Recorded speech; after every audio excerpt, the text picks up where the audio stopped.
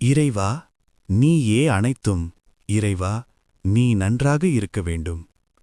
அன்னை ஸ்ரீ லோபாமுத்ரா உடனுரை தந்தை அகத்திய மாமுனிவர் திருவடிகளை பணிந்து, ஈரேழு உலகத்தையும் காத்தருளக்கூடிய அன்னை ஸ்ரீ உண்ணாமலை அம்மை உடனுரை தந்தை அண்ணாமலையார் பொற்கமலத்தை பணிந்து பதிவினை வெளியிடுகின்றோம். கடந்த 7/12/2025 அன்று மதுரையில் நடந்த சிவபுராண கூட்டு பிரார்த்தனையில் தேரையர் பெருமான் உரைத்த ஜீவநாடி உரையின் ஒரு சிறு பகுதியை குறும்படமாக தொகுத்து வழங்கியுள்ளோம். வாருங்கள், வாக்கிற்குள் செல்வோம்.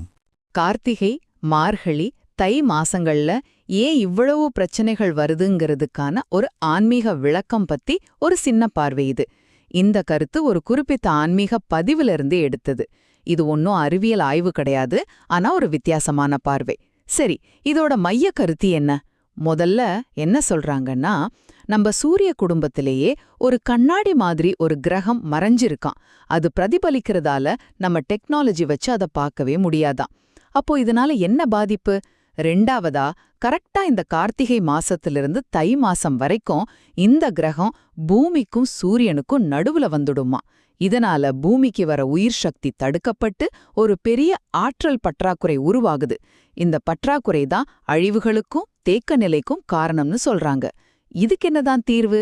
கடைசியா இங்கதான் சித்தர்குள்ளோர்கள் அப்படின்னு ஒரு விஷயம் வருது.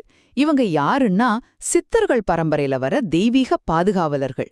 உண்மையால பக்தியோட இருந்தா இவங்க அந்த தடுக்கப்பட்ட சக்திய நமக்கெல்லாம் கொண்டு வந்து சேர்ப்பாங்களாம். ஆக உண்மையான பக்தி தான் இதுக்கு ஒரே தீர்வு. சுருக்கமா சொல்லணும்னா, இந்த ஆன்மீக பார்வைப்படி பருவகால பிரச்சனைகளுக்கு காரணம் ஒரு மறைக்கப்பட்ட கிரகத்தோட நகர்வு தான். அதுக்கு தீர்வு ஆழ்ந்த பக்தி.